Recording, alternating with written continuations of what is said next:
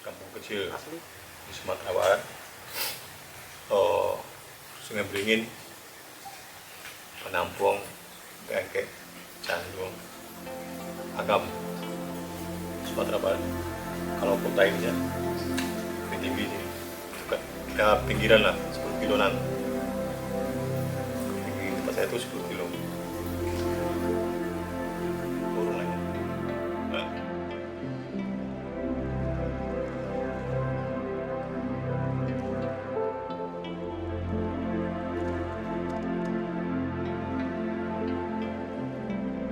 Aku kenalnya di Jogja, sama-sama masuk isi tahun 97. Seingatku ya, 97. Ternyata Mas Paul tuh udah tes isi sebelumnya. Tidak banyak bicara lah maksudnya ya. Tapi konsisten berkaryanya tetap. Orangnya juga inovatif.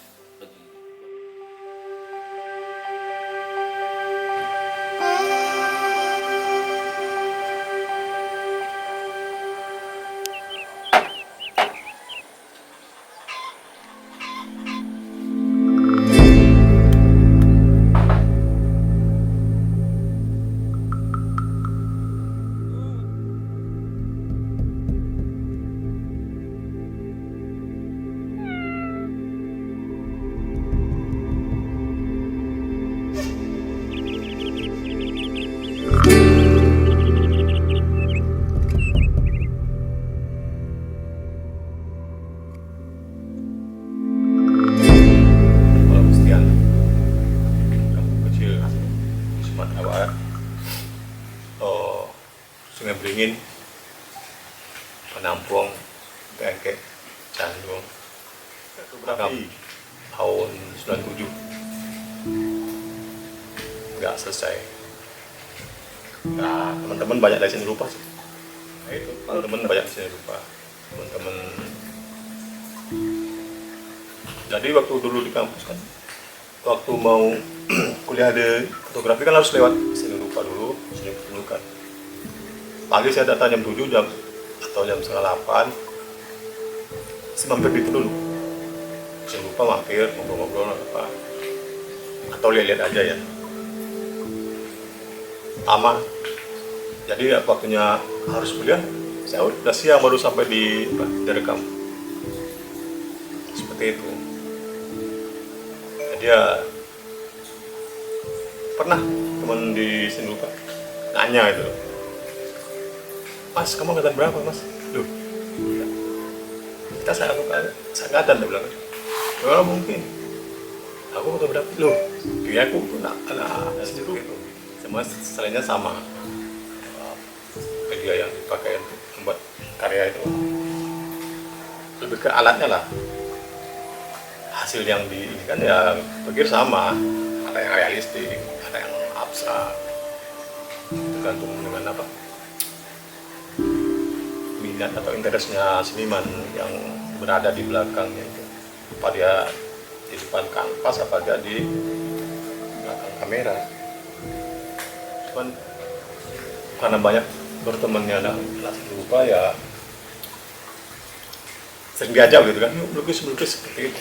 Tapi ya aku belum tergerak sih, kecuali bikin apa, kalau gambar mungkin hobi ya, kesenangan lah, bikin gambar-gambar kayak bukan komik sih, tapi bisa dibilang kayak gitu,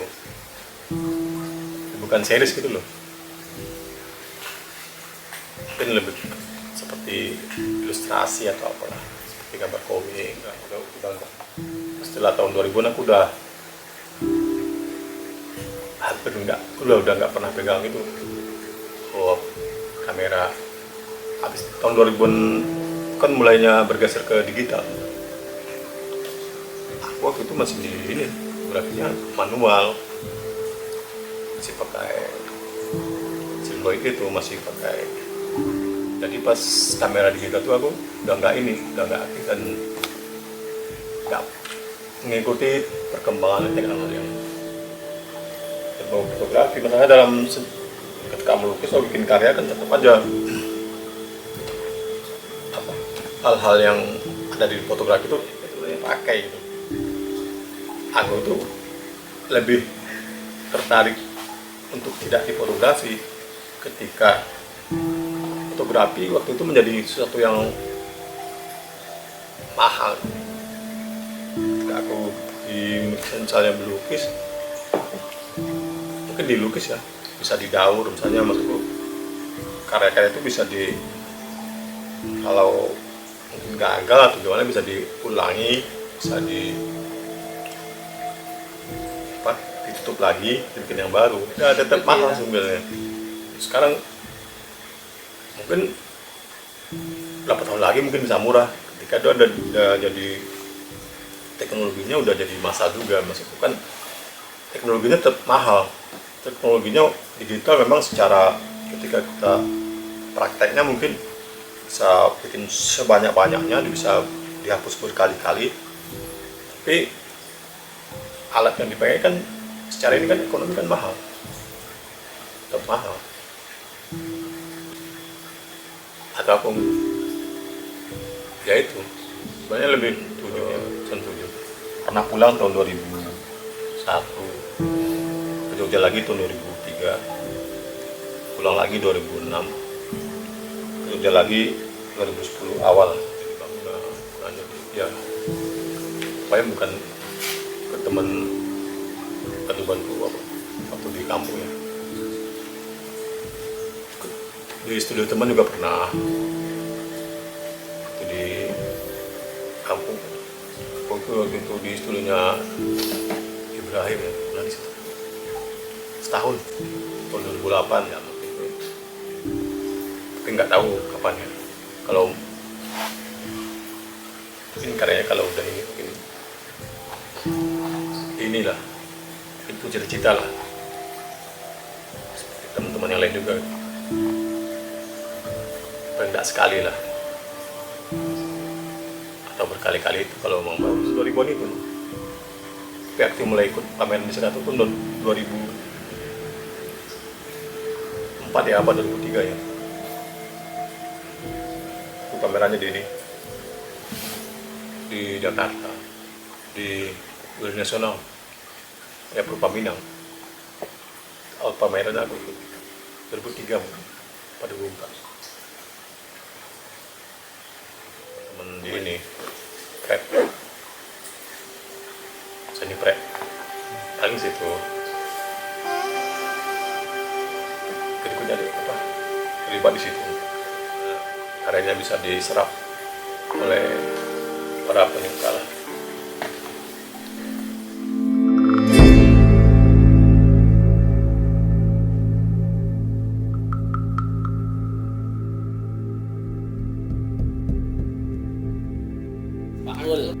Aku kenalnya di Jogja, sama-sama masuk isi tahun 97. Seingatku ya 97. Ternyata Mas Paul tuh udah tes isi sebelumnya, cuman di 97 dia tes ulang kayaknya. Seingatku dia Paul ngambil fotografi, aku ngambil di seni murni kan, sama-sama tes. Alhamdulillah sama-sama keterima isi, tapi beda fakultas dan beda gedung. Terus Paul moto-moto, aku juga gambar. Jalannya waktu, akhirnya mungkin karena kalau pendapatku pribadi ya, karena Paul lingkungannya, orang-orang sekitarnya tuh banyak seni murni ya, cak lukis atau cak patung. Akhirnya juga dia terpengaruh dan tergoda untuk berkarya seni lukis atau dua dimensi, atau lebih ke seni lukis lah ya. Aku udah tahu Paul. Itu sih yang aku tahu Paul. Tetap berjuang dengan caranya, dengan kesenangannya. Kita sering pameran barengnya lebih di komunitas ya. Sering pameran bareng di Sakato ya, saling mengunjungi studio. Kebetulan aku juga dekatan studionya sama Paul, jadi kadang aku main ke sana, Paul main sini. Jadi gitulah Jogja. Buat Paul orang yang cukup unik, orangnya agak pendiam, tidak banyak bicara lah maksudnya ya. Tapi konsisten berkaryanya tetap aku cukup appreciate itu. Orangnya juga inovatif buat diri dia sendiri ya. Selalu mencari hal-hal baru dan tetap mengenali dirinya lah, masih tetap berusaha sama lah seperti kita. Berkarya itu kan lebih mengenali diri. Paul tetap konsisten di jalan itu. Malah kadang-kadang aku juga kaget-kaget sendiri nih. Paul berkarya besok berubah juga, besok berubah. Tapi ya itu yang dia senang.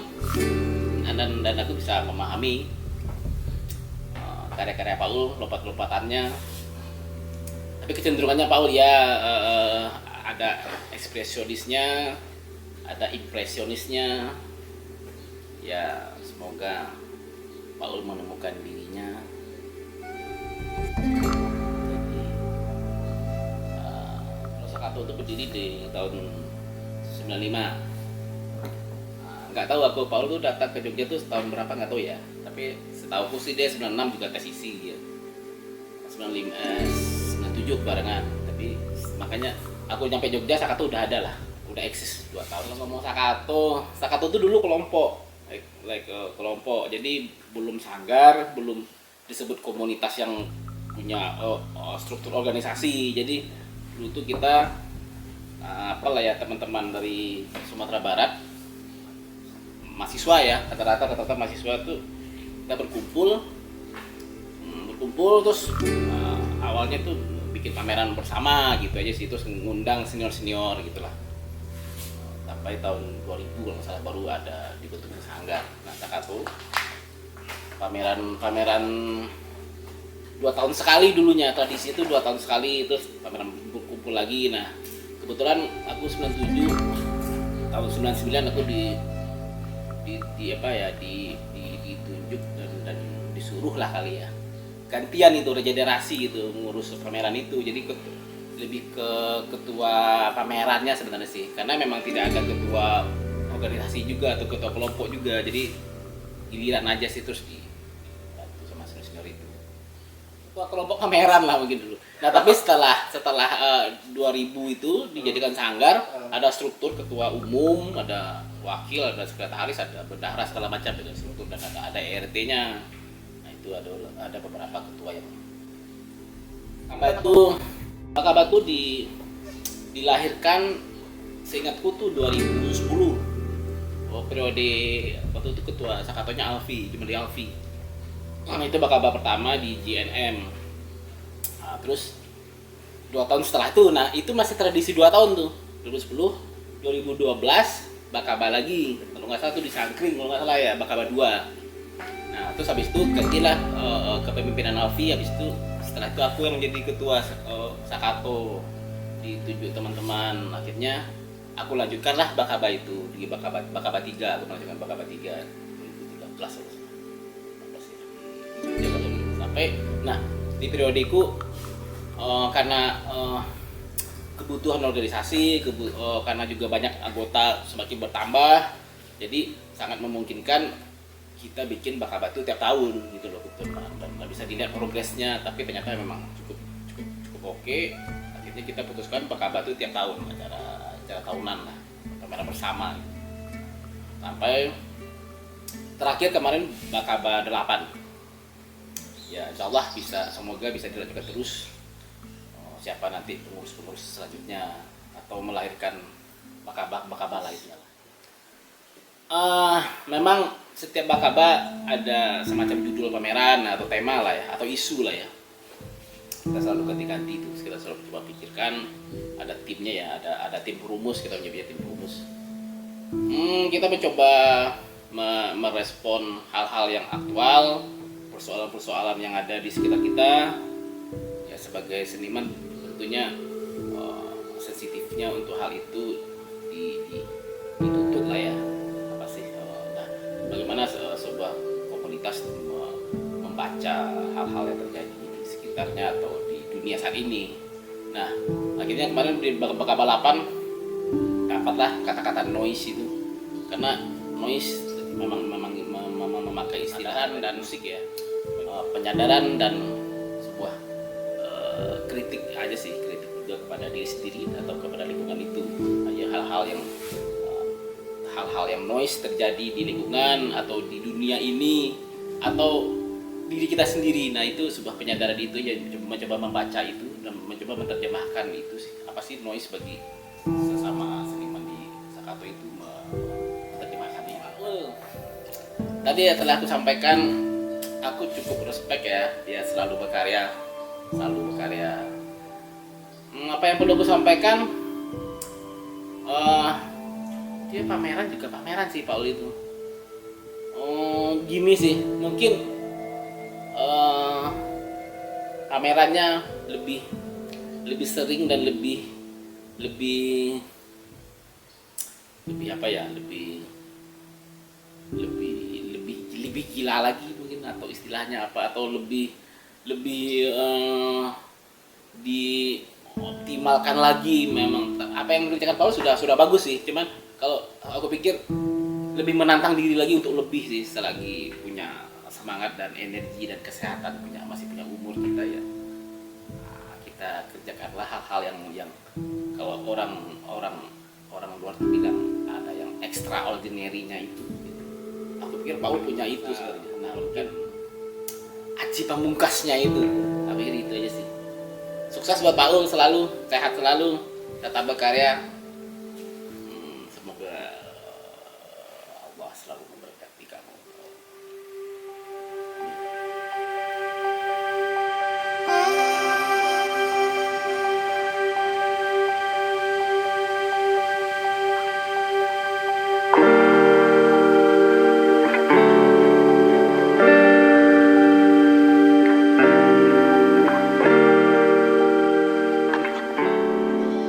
Semua Sakato loh.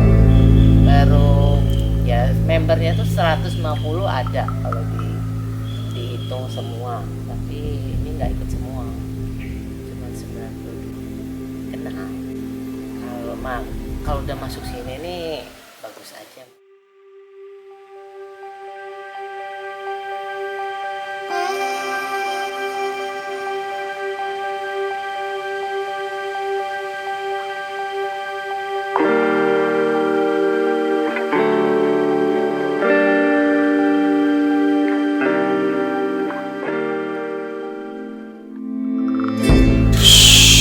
Jadi itu noise, visual, radio suaranya pas, noise, nggak akan tinggal masuk, nggak orang juga nggak akan hancur juga itu. Selain itu kan mungkin dari kiamat. Kamu kan film-film banyak film itu. Kalau karya itu kan subjektif ya. Nggak bisa menilai bagus apa enggaknya.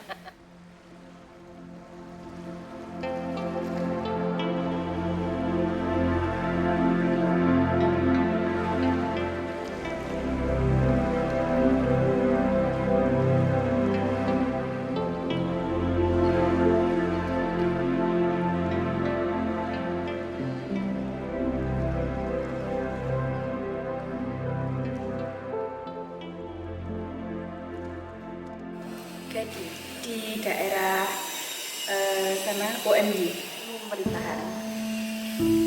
Berawal dari diajak sama Mbak Tuti, Om Jevi, tertariknya karena emang dari dulu pengen banget buat bantuin jaga pameran, dan kebetulan diberi kesempatan buat jaga pameran di sini. Karena ini termasuk pertama kali Gading jaga di sini, jaga pameran baru pertama kali ini. Jadi ya emang bener-bener baru pertama kali. Ya pertama karena pameran ini sebelumnya bener-bener cuma sekilas Bakaba, bukan lebih ke Sakatonya, tapi cuma Bakaba, pameran Bakaba ya Om. Dari dulu tuh pernah tahu tapi di Jogja Galeri. Sebelumnya emang sering kayaknya di Jogja Galeri. Cuma baru kali ini pertama pameran. Dari sekian pameran, kalau di venue satu yang paling pojok yang dari tante siapa itu, yang karya kecil-kecil itu, rantai-rantai itu. Kalau venue 2 lebih ke ini. Kalau venue 3 Om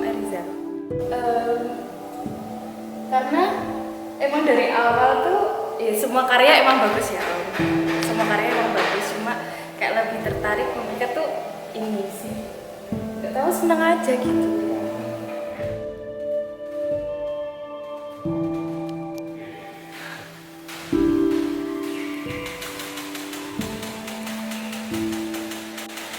Cuma buatnya Oh, nyecat mahal.